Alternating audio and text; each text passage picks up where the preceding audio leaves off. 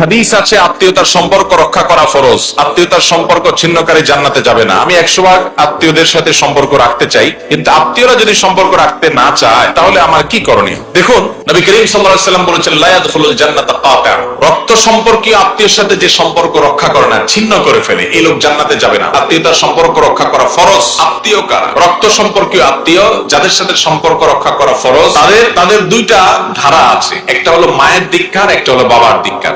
মায়ের দিককার আত্মীয়, বাবার দিককার আত্মীয় কারা? বাপ, দাদা, দাদার বাপ থাকলে তারা, দাদি, চাচা, ফুফু, চাচাতো ভাই বোন, এরা হলো বাপের দিককার আত্মীয়। আবার মায়ের দিককার আত্মীয় হলো মা, নানা নানি, মামা, খালা, এরা হলো মায়ের দিককার আত্মীয়। ভাই বোন তো অনেক কাছের আত্মীয়, সন্তান তো বটেই, মা বাপ তো আছেই।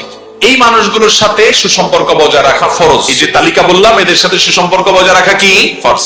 এই ফরজ কাজটা আমরা অনেকে বুঝি না। দেখা যায় অনেকে ফুফুর সাথে মাসকে মাস হয় যোগাযোগ নেই, চাচার খোঁজ খবর নেয় না, মাসকে মাস হয়ে গেছে, দেখা সাক্ষাৎ হয়তো সালামও হয় না, অথচ তাদের সাথে সুসম্পর্ক রক্ষা করা ফরজ। এই ফরজটা আমরা অনেকে অবহেলা করি। এখন প্রশ্নকর্তা যিনি প্রশ্ন করলেন, এরকম প্রশ্ন আমাদের অনেকের, যে আমি চাই ভালো থাকতে কিন্তু তারা আমার সাথে সম্পর্ক রাখতে চায় না, আমার কি হবে?